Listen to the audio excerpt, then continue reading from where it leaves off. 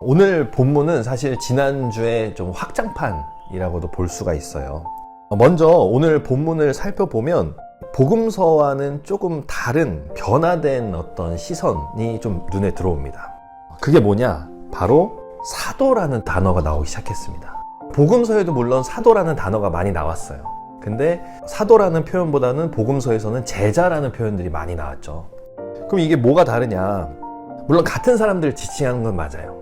근데 제자는 예수님을 선생으로 모시면서 예수님을 따라가는 모습을 강하게 표현을 한다면, 이 사도라는 것은 예수님을 그냥 따라가는 게 아니라 예수님께 받은 사명을 가지고 나아가서 복음을 전하는 역할이 바로 사도의 모습이라는 거죠. 제자의 모습과 사도의 모습은 명확하게 구분이 된다. 6절 위에 소제목에 나와 있지만 예수의 승천이라고 되어 있어요. 그러니까 예수님이 더 이상 예전처럼 이 제자들과 사도들과 함께 할 수 있는 상황이 아니라는 거. 그러한 함께 할 수 없는 상황이기 때문에 그들에게는 이제 제자라는 표현보다도 사도라는 표현을 쓰기 시작하셨다라는 그런 인지를 가지고 오늘 본문을 살펴볼 필요가 있다는 겁니다. 그러한 이해를 가지고 이제 오늘 본문을 보면, 너희는 예루살렘을 떠나지 말고 내게서 들은 아버지의 약속을 기다려라. 우리가 알고 있는 지난주의 말씀으로 본다면 너희는 세상에 나아가서 만민에게 복음을 전하여라인데, 여기에서는 예루살렘 안에 있어라, 떠나지 말아라는 표현이 있어요. 앞뒤가 안 맞는 것 같죠? 왜 이렇게 말씀하셨는가? 그 이유를 말씀 안에서 또 찾아볼 수가 있습니다. 누가복음 24장 49절이네요. 그러므로 너희는 위로부터 오는 능력을 입을 때까지 이 성에 머물러 있어라. 본문으로 돌아와서 8절, 그러니까 만민에게 복음을 전파하는 것이 맞아. 근데 복음을 전파하기 전에 해야 할 일이 있다는 겁니다. 바로 성령을 받아야 된다. 그러니까 예루살렘에 남아있으라는 이유는 성령을 경험해야 된다. 그리고 나서 너희가 복음을 전파해야 된다. 이렇게 이야기를 하고 있다는 겁니다. 그런데 저는 좀 의문이 드는 게 있었어요. 사도들이 성령을 경험하지 못했을까? 아니죠. 분명히 예수님과 함께하는 예수님의 사역 속에서 충분히 성령의 역사를 경험했다는 거죠. 예수님과 함께하는 시간 속에서 또 말씀을 받아서 성령을 역사를 경험했다는 겁니다.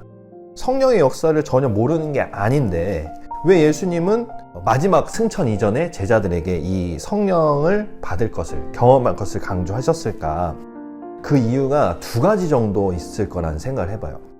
첫 번째는 뭐냐면, 예수님과 함께하지 않는 시간 속에서의 성령의 경험이 필요하다는 겁니다. 예수님의 제자들, 이 사도들을 보면 시작부터 끝까지 예수님의 손길 안에 있었어요. 그러니까 제자로 부르실 때도 예수님이 부르셨죠. 예수님의 사역 속에서는 옆에서 도와주는 역할을 했었죠. 스스로 주체적으로 성령의 역사 혹은 하나님의 아들의 삶을 살아가는 모습은 거의 전무했다라는 거죠. 근데 이제 그러한 상황 속에서 상황이 완전히 달라지는 겁니다. 어떻게 달라지냐? 더 이상 예수님이 옆에 없어. 그렇기 때문에 예수님께서는 그들에게 요구하신 것이, 내가 없어도 너희 스스로가 성령을 경험을 해야 돼. 그러한 경험이 있어야지만이 세상에 나가서 복음을 증거할 수 있다 라는 것을 분명하게 얘기하셨다는 거죠. 내가 없는 상황 속에서 너희 스스로가 성령을 경험해야 한다. 경험이라는 것은 사실 굉장히 중요해요. 내가 누군가에게 자신 있게 이야기하려면 경험이 없으면 사실 이야기할 수가 없는 거죠. 제자들 역시도 스스로 경험하는 성령의 역사가 없다면 자신 있게 나아가서 전할 수가 없다라는 겁니다. 두 번째로 왜 예수님은 제자들에게, 사도들에게 성령을 강조하셨을까? 사도들 자신이 하나님의 아들이라는 분명한 자각이 필요했기 때문입니다. 오늘 본문 5절을 보면, 너희는 여러 날이 되지 않아서 성령으로 세례를 받을 것이다. 그럼 성령의 세례가 뭐냐? 우리는 그걸 알고 있죠. 예수님께서 성령의 세례를 받으셨기 때문에. 마가복음 1장 9절에서 11절, 성령이 비둘기같이 내려오셨고 하늘로부터 소리를 들었다. 그러니까 깨달음을 얻은 거죠. 근데 그 깨달음이 뭐냐? 너는 내 사랑하는 아들이다. 내가 너를 좋아한다. 그러니까 내가 하나님의 아들, 그러니까 나의 아버지가 하나님이시고 내가 아들이라는 것을 깨닫는 것이 성령 세례의 결과라는 겁니다. 사실 사도들은 굉장히 지금 위기예요. 이제 예수님이 없어 곁에. 얼마나 공허하겠어요. 그리고 그 따르던 무리들에 대해서도 세상이 어떻게 할지를 모르겠어. 뭐 탄압을 당할지 어떻게 될지 아무것도 몰라. 확실한 게 없어. 그러니까 미래에 대한 불확실성에 사로잡혀 있는 거예요. 근데 그 위기 속에서 예수님이 그들에게, 사도들과 제자들에게 주신 위기를 극복하는 방법이 바로 성령의 세례라는 겁니다. 너네 겁먹지 마.